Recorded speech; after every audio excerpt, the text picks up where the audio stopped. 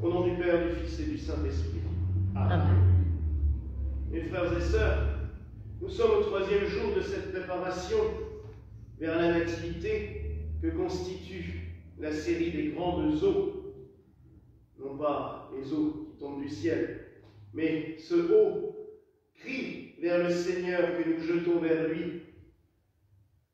Après aux sagesses, après au Adonai hier, aujourd'hui c'est au rejeton de Jessé ou aux racines de Jessé.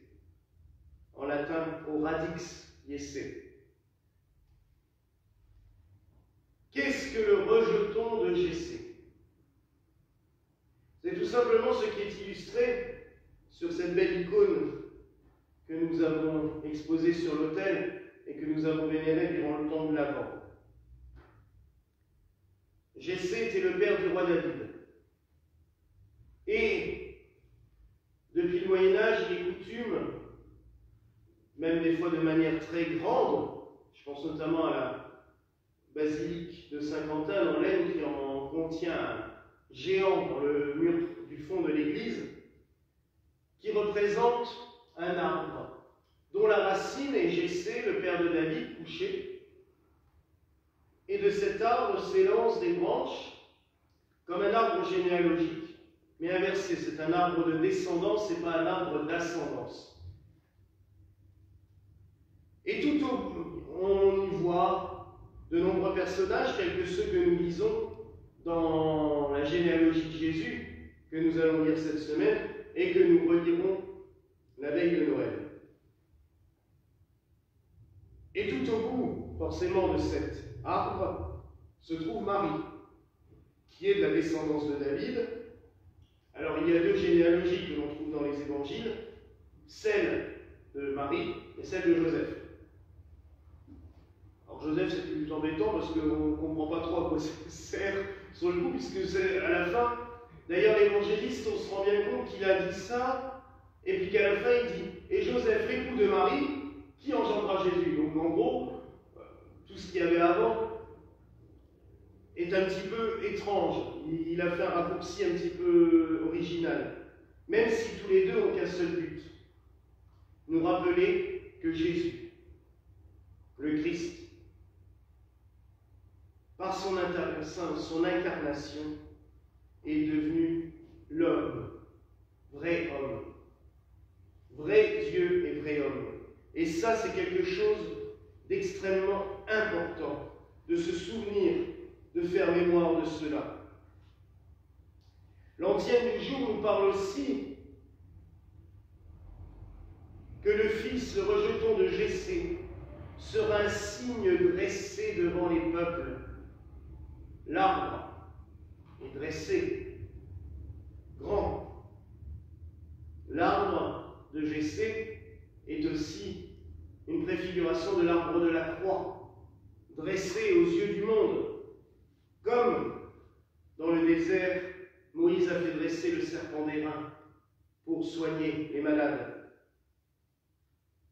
Le Christ sera un signe dressé. Et le Christ nous dit lui-même, il faut que le Fils de l'homme soit élevé pour que le salut du monde ait lieu, que la gloire de Dieu se manifeste à la terre. Donc, ces paroles d'Isaïe, puisque la grande antienne est tirée de ce que le frère Antoine nous a lu dans Isaïe, nous indiquent déjà bien plus loin que la seule naissance du Christ. Nous indique déjà sa naissance et sa passion. Mais comme nous allons le revoir régulièrement dans les mystères de la Nativité, et Mère Birgit l'avait prêché très justement il y a 3 ou 4 ans ici, un soir de Noël, où elle nous avait rappelé que les mystères de Noël sont déjà la préfiguration des mystères de la croix. Et le bois de la mangeoire, c'est déjà aussi le bois de la croix. Oui, mes frères et sœurs, le Christ est sorti de la terre. Vous savez que, notamment dans l'orthodoxie, on imagine la Vierge Marie comme une grotte. Eh oui, qui a contenu le Sauveur, comme la grotte de Bethléem a accueilli le Sauveur. Et de la terre, une graine à germer, qui est le Christ, l'arbre de vie. Donc vous voyez que cette antienne est très belle, très jolie. Et je pense aussi à cet évangile qui coïncide bien parce que du Christ, hier nous avons parlé du Christ qui sanctifie toutes choses. Aujourd'hui, nous pourrions dire que le Christ donne vie à toutes choses, même les choses qui paraissent totalement mortes et stériles. Par le Christ, on peut leur donner la vie. La preuve, Élisabeth, qui était totalement infertile. Et comme on sait, pour Israël à l'époque, c'était une catastrophe. La preuve, elle le dit elle-même. Voilà ce que le Seigneur a fait pour moi, lorsqu'il a daigné mettre fin à ce qui faisait ma honte. Je vous rappelle, et ça existe encore dans beaucoup d'endroits, que l'on considère une femme qui ne peut pas tomber enceinte comme maudite par Dieu. Comme si Dieu avait autre chose que ça à faire de maudire les gens. Là, il faudra quand même qu'on m'explique un jour comment. Mais bon, on nous le sort encore, je l'entends encore assez souvent. Des fois, on le dit soi-même, mais qu'est-ce que j'ai fait au bon Dieu? Ben, t'as rien fait, c'est la vie, malheureusement. Le bon Dieu, il ne se lève pas un matin en disant, bah non, toi tu peux pas. Non. Le Seigneur n'est pas comme cela. Maintenant, j'aimerais parler d'un personnage que vous aurez remarqué, et c'est marrant parce que les autres années, c'est les mêmes textes, hein, ça va faire 24 ans, non, maintenant l'année prochaine que je prêche sur tous ces textes. Et c'est la première année, peut-être justement parce que l'icône est là, que je me rends compte à quel point Gabriel est présent dans tous les pendant tout l'avant. Il nous scrute, il est en permanence, il est là. Bon, déjà peut-être aussi parce qu'on lit l'évangile de l'Annonciation une bonne dizaine de fois pendant un mois.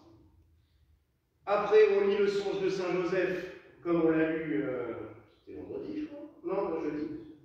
Oui, jeudi soir, on l'a lu pour la messe votive de Saint Joseph pendant l'avant. Où Gabriel apparaît encore une fois. Et là, Zacharie, c'est nouveau lui, hein, il est présent, c'est le messager de Dieu. Alors il est plutôt sympa parce que lui, il annonce toujours des bonnes nouvelles. Contrairement à l'Apocalypse où les anges n'arrivent pas pour forcément annoncer des bonnes choses, là, Gabriel, j'aime bien, il annonce des bonnes nouvelles, il annonce des bonnes choses. Bon, après, comme je l'avais déjà dit en rigolant il y a quelques jours, mesdames, si vous avez Gabriel qui vient vous rendre visite, hein, attention, ça peut devenir dangereux. Bah, messieurs aussi, hein, parce que quand il apparaît au père, c'est pas plus drôle. Mais disons que ça peut être un bon intercesseur. Dans certains cas, peut-être prier Saint Gabriel plus fortement. En tout cas, c'est quelqu'un que je vais prier plus souvent. Je l'avoue que c'est un des archanges. En fait, c'est peut-être un peu comme Joseph. Il est tellement présent dans les personnages récurrents qu'on oublie la place primordiale qu'ils ont été priés de les célébrer. Après, cet évangile est vraiment, je trouve, magnifique parce que l'on voit plein de choses. L'annonce de la naissance de Jean. Et Gabriel entre bien dans les détails sur la mission de Jean-Baptiste. Il explique tout ce que fera Jean-Baptiste. Il dira quand même que c'est un nouvel Élie. Alors c'est marrant parce que Jean-Baptiste va nier plus tard, 30 ans plus tard, en disant non, je suis pas. Je suis juste là pour. Je ne suis même pas dit de dénouer la courroie de ses sandales. Ça montrera bien l'humilité de Jean-Baptiste face à son cousin et surtout face à son Dieu. Alors qu'il aurait pu très bien se prévaloir, parce que je pense qu'à un moment donné, son père lui a raconté ce qui s'était passé. Et Gabriel est bien clair. Il aura la puissance d'Élie. Quand on voit tout ce qu'Élie a fait durant sa vie, c'est pas mal. Hein. Franchement, on aimerait bien en avoir qu'un quart, nous, déjà. Hein. Alors, imaginez surtout l'humilité de Saint Jean-Baptiste. Ça, c'est quelque chose qui est vraiment fabuleux. Quand on relit ça, on se dit, ben oui. Et lui, quand on vient le voir, on lui dit, mais tu es Élie, t'es bon. Non, je suis juste là pour annoncer, et je ne suis même pas digne de dénouer la courroie de ses sandales. c'est beau. Parce qu'il aurait pu très bien se glorifier de son rôle et dire, bon, bah, après, advienne que pourra. Hein. Ben non. Non, il a accompli sa mission, mais dans une humilité la plus parfaite, la plus profonde. Nous avons vraiment, je trouve, aujourd'hui des personnages marquants, des belles personnes. Bon, après, dans la Bible, on en a souvent des bons. Là, Zacharie, Jean-Baptiste, parce que ça nous révèle vraiment un angle de vue sur Jean-Baptiste. Je vous avoue, ça m'apparaît aujourd'hui. Je ne l'avais pas vu avant ça. Qu'il avait fait preuve d'une telle humilité. Zacharie. Et Zacharie, j'aime bien parce que c'est vraiment aussi un juste d'Israël. Il est prêtre et tout ça, il croit au miracle, mais quand même, comme Marie, quelques mois avant. Mais comment cela va-t-il se faire? En gros, ma femme et moi, on ne peut pas avoir d'enfant, c'est pas possible. Si. Et Gabriel, encore une fois, prend le temps d'expliquer. Et c'est bien la preuve aussi que Dieu, dans nos vies, ne nous conduit pas comme des marionnettes, il ne nous conduit pas comme des pantins. Quand il nous met sur une route, ou sur une mission, sur quelque chose à faire, il faut prendre le temps d'écouter son explication. Peut-être aussi lui demander, ne pas juste être là, ah oui, mais non, Seigneur, ok, tu veux cela de moi, mais dis-moi comment faire. C'est vrai que des fois il est un peu taquin. Il ne dit pas tout de suite, il attend. Mais c'est peut-être aussi intéressant de se dire qu'il attend que nous lui posions la question, que nous ne réagissions pas comme des marionnettes, justement, mais comme des enfants de Dieu libres. Oui, Seigneur, tu veux cela de moi, d'accord, mais comment vais-je faire? Comment est-ce possible? Est-ce que tu n'oublieras pas de me donner les moyens de le faire? Parce que ça aussi.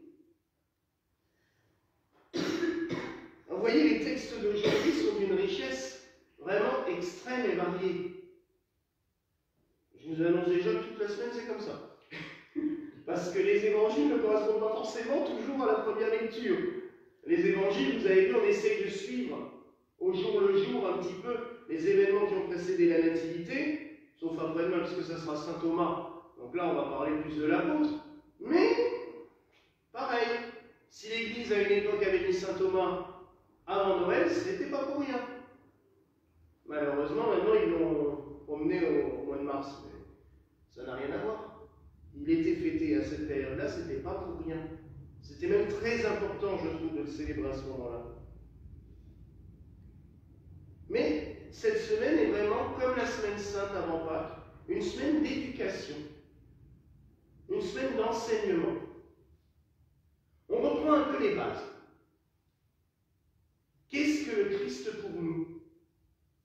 En méditant les textes que nous avons des Antiennes, qui sont donc tous issus d'Isaïe, nous méditons sur ce que le Christ est pour nous, en tant que Dieu.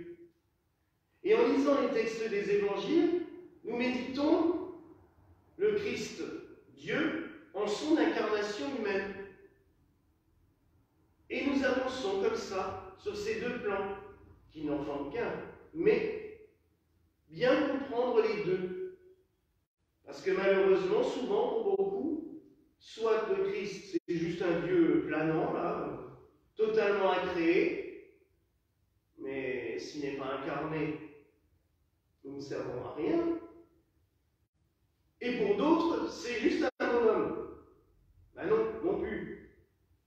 Et non, des prophètes sympas, il y en a eu plein, hein, mais bon, ils n'ont pas sauvé le monde. Lui, si. Et c'est aussi vers ça que sert cette semaine, à nous préparer sur ces deux plans, nous rappeler un petit peu. Et comme nous l'avons vu, le Christ sanctifie toutes choses, le Christ vivifie toutes choses, même la terre stérile d'Élisabeth. Et nous verrons comme ça tout au long de la semaine d'autres manifestations du Christ, d'autres aspects du Christ dans nos vies, parce que, je le rappelle aussi, si le Christ s'est incarné il y a 2000 ans, ce n'était pas juste un passage, au coup je suis là et je repars. Non. C'est pour s'incarner tous les jours dans notre vie à nous. Nous sommes appelés à faire partie du corps du Christ, du corps glorieux. Donc, ce que le Christ a fait il y a 2000 ans continue à se faire en permanence pour chacun de nous. L'œuvre de rédemption, elle est continue en chaque être humain. Et même en toute créature vivante sur la terre. Donc ça aussi, il est bon de se le rappeler en cette préparation de Noël. Alors mes frères et sœurs, vous voyez que nous avons, je dirais, du travail à méditer, du travail à prier, parce que là, aujourd'hui, il y a des intentions de prière qui viennent toutes seules en lisant ce texte. Et je pense qu'il n'y a toujours pas de hasard. Mais nous avons vraiment du pain encore sur la planche cette semaine pour préparer la nativité, non pas seulement les festivités, mais aussi par la prière et la méditation. Voilà donc la grâce que je nous souhaite au nom du Père, du Fils et du Saint-Esprit. Amen.